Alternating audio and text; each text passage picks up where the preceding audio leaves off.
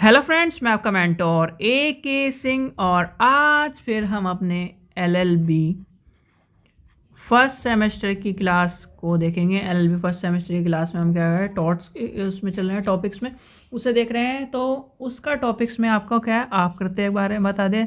जहाँ उपचार है वहाँ अधिकार है, जहाँ अधिकार है वहाँ उपचार के बारे में बता दिया। ठीक है, अब आपका टॉपिक नेक्स्ट टॉपिक था, यानी कि जो क्वेश्चन आपसे पूछा जाता है, बिना क्षति के हानि से आप क्या समझते हैं। और ये कई बार आपसे क्वेश्चन पूछा गया बिना क्षति के हानि के बारे में। तो चलिए शुरू करते हैं। सबसे पहले क्या करना है, वीडियो को लाइक करना है, चैनल को सब्सक्राइब करना है, वीडियो को ज़्यादा से शेयर करना है और टेलीग्राम ग्रुप को ज्वाइन करके रखना है। क्वेश्चन है आपका, मैं थोड़ा जल्दी इसलिए करवाने की कोशिश कर रहा हूँ क्योंकि जिससे ज़्यादा टॉपिक हो जाए, बिल्कुल नहीं तो आराम से कराने वाले टॉपिक हैं जिससे आपको सारी चीज़ें समझ में आए। हानि पर यह है कि थोड़ा सा मैं आराम से ही लेके चलूँगा जिससे आपको चीज़ें समझ में आ जाए, अपने वर्ड्स में आप लिख सको। हानि से आप क्या समझते हैं। ठीक है, अब इसमें क्या है, यानी कि इस सिद्धांत के अनुसार आपको ये बताया गया है भाई, ये सिद्धांत एक तरह से किसी भी व्यक्ति को, यानी कि मान लीजिए ए व्यक्ति है, किसी व्यक्ति को हानि उसकी आकृति के कारण होती है। यानी किसके कारण होती है, उसकी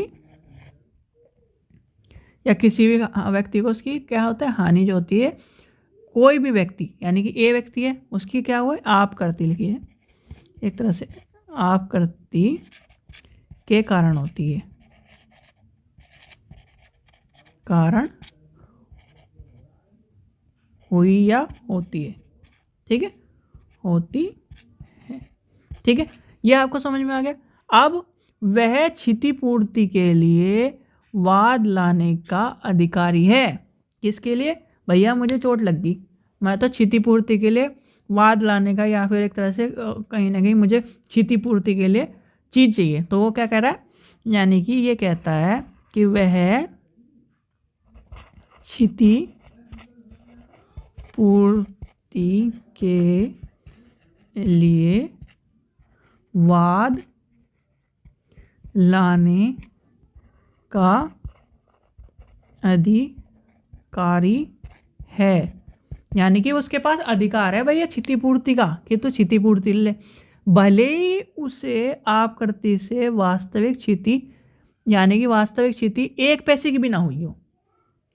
भैया रास्ते में गया, ये मान के चलिए आप रास्ते में जा रहे हो, एक ठोकर लगी, आपको एक खरोंच तक नहीं आई, पर आप क्या कर सकते हो, क्षतिपूर्ति के लिए कहीं ना कहीं उससे यानी कि क्षतिपूर्ति अपनी मांग सकते हो। भले ही आपका 1 पैसे का नुकसान, ना आपका यानी कि साइकिल टूटी, ना आपको खरोच है, तो आपका कहीं ना कहीं ये क्या होता है, इस प्रकार की जो आकृति होती है, स्वयं लिखिए, इस प्रकार की जो आकृति होती है स्वयं। अगर आपसे कोई क्वेश्चन पूछने लगे तो ये आपको पता होना चाहिए, स्वतः अभियोज्य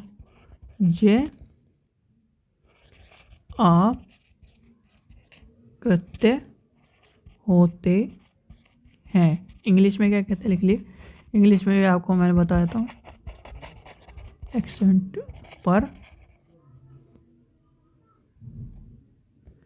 ठीक है,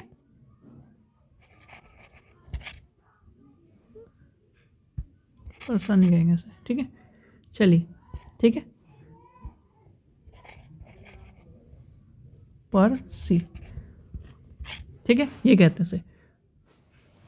अब इसमें क्या हो गया, यानी कि दूसरे में क्या हो गया, दूसरा और केवल हानि अथवा विधि अधिकार की अवहेलना होने पर ही वाद चलाने, यानी कि वाद जो हो रहा है चलाने का अधिकार मिलता है।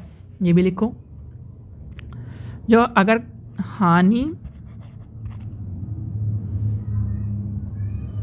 अथवा अर्थात विधि अधिकार की अवहेलना मतलब कि एक तरह से उसका उल्लंघन यानी कि करना होने पर ही वाद चलाने का अधिकार मिल जाता है।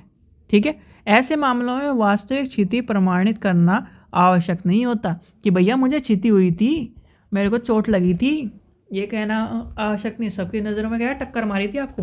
तो ठीक है, तो ये क्या होता है, वाद चलाना आवश्यक होता है और कहीं ना कहीं आपको प्रमाण देने की, यानी कि ऐसे मामले में देखिए आगे लिखते हैं, ऐसे मामलों में वास्तविक क्षति प्रमाणित करना आवश्यक नहीं होता है। इस प्रकार के स्वयं जो कहीं ना कहीं आप करते हैं या फिर एक तरह से अयोग्य कृत्यों में विधि अपने आप क्षति को परिकल्पना कर लेती है। भाई टक्कर मारी थी, चोट तो जरूर लगी होगी, भाई टक्कर मारी थी तो चोट तो जरूर लगी होगी। आप 100 आदमियों को, ठीक है, कि भैया मेरे को क्या है, मैं जा रहा था, इनकी टक्कर लगी और मेरी साइकिल गिर गई, ये मैं उस पर गिर गया, तो ऑब्वियस ही बात है सब क्या सोचेंगे, भाई टक्कर मारी है। आप उसे छोड़ो, एक छोटी सी एग्जांपल लेके चलो, एक बाइक वाले ने, आप साइकिल पे जा रहे हो, उसने बस साइड लग गई, तो क्या मानेंगे, पूरी दुनिया क्या मानेगी, समाज क्या मानेगा, टक्कर मारी, बड़ा वाहन है, जरूर चोट लगी होगी, ये मानेंगे कि नहीं मानेंगे। तो यही बात करने की बात कहता है भैया वो, कि टक्कर जरूर लगेगी, परिकल्पना कर लेता है कोर्ट। हाँ, कैसे कह रहे हो तुम, तुम्हारे बाइक थी, ये थी, तो यानी कि आपको ये सब चीज़ें ध्यान रखनी है। ठीक है, फिर इसमें क्या है, परिकल्पना कर ली, तो विधिवत जो अधिकार हैं अवहेलना की में क्षति गौण रूप से विधिमान मानी जाती है। अतः इसी तरह के जो चीज़ें होती हैं, विशिष्ट क्षति प्रमाण करने की जरूरत नहीं होती। भैया आपको प्रमाण करने की जरूरत नहीं, इसे मारा होगा तूने, ठीक है, तो कहीं ना कहीं एक तरह से ये मान के चलो, इसमें आपने ये SC/ST एक्ट वाला सुना है, और ये केस डॉरी वाला जो केस है वो वाला, उसमें कहीं ना कहीं जो फॉल्स केस है उसमें भी यही मान लिया जाता है कभी कभी कि भैया कि हाँ इसने कहीं ना कहीं दहेज की बात करी होगी, ये बात करी होगी। और जो SC/ST एक्ट है उसमें भी बहुत सारी जगह इस तरह की चीज़ें आपको देखने के लिए मिली है पुराने टाइम पे। अब यानी पुराने टाइम को छोड़ के अब के टाइम पर, पुराने टाइम पर भैया अत्याचार हुए हैं, ठीक है। SC/ST एक्ट जो लाया गया है वो अच्छा एक तरह से कानून है। क्यों कानून अच्छा है? क्योंकि उसमें बहुत सारी चीज़ें अच्छी हैं। भाई आप ये मान के चलो, यानी कि एक व्यक्ति को पूरी तरह से दबा रहे हो, वो कानून आना जरूरी था। ये इधर क्या नाम, जो वुमेन्स वाला कानून था वो भी आना जरूरी था, ठीक है, पर उसका दुरुपयोग हो रहा है तो वो गलत है, ठीक है, ये हम कहेंगे, ठीक है, पर कानून अच्छे हैं, ठीक है। चलिए आगे चलते हैं। फिर आगे बात आती है प्रमाण देना है, और वादी को केवल इतना ही यानी कि इतना प्रमाण करना की ही पर्याप्त है कि उसे कहीं ना कहीं उसके अधिकारों की अवहेलना हुई है। क्या हुई है? अधिकारों की अवहेलना हुई है, और अनधिकार उसे प्रेष यानी कि मानहानि आदि के उदाहरण भी आपने देखे होंगे। जैसे लिखिए, हाँ इसमें एक एग्जाम्पल और बताता हूँ, मानहानि आता है, ठीक है। मानहानि आपने या फिर किसी औरत को कहा या गाली दे दी, या फिर आपने सड़क पर गाली देते हुए जा रहे हो, तो वो भी कहीं ना कहीं इसके अंदर आता है। अच्छा आपसे एक क्वेश्चन पूछता हूँ, आप लॉ फर्स्ट ईयर में हो, जो गाली वाला एक्ट कानून है जिसे हम गाली में कहते हैं, तो वो IPC में, CRPC में, BNS में, भारतीय न्याय संहिता, भारतीय साक्ष्य संहिता, भारतीय कौन से कानून में, चलो ये बता दो, मैं लिख नहीं रहा, आप ये बता दो कौन से कानून में, कौन से आर्टिकल में, ये आपको पता होना चाहिए। फर्स्ट ईयर के स्टूडेंट हो, इतना तो पता होना चाहिए। तो ये सब चीज़ें आपको ध्यान रखनी है।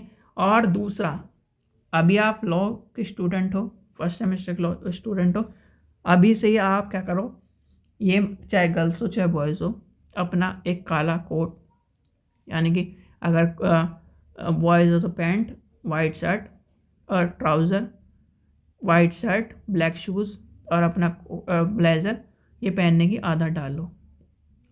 भले ही आपके क्या है ड्रेस कोड ना हो, पर पहन के जाओ। उससे एक है फीलिंग्स आती है भाई, अभी से आपके अंदर फीलिंग्स डेवलप होंगी।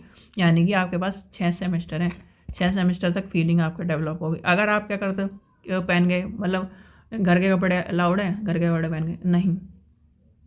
अगर आपको इस फील्ड में आना है तो इस ड्रेस कोड को अपना लो, चाहे आपके यहाँ ड्रेस हो या ना हो, ठीक है। चलिए, आशा करता हूँ आपको वीडियो पसंद आई। वीडियो पसंद आई तो लाइक करें, चैनल को सब्सक्राइब करें, वीडियो को ज़्यादा से शेयर करें। Thank you.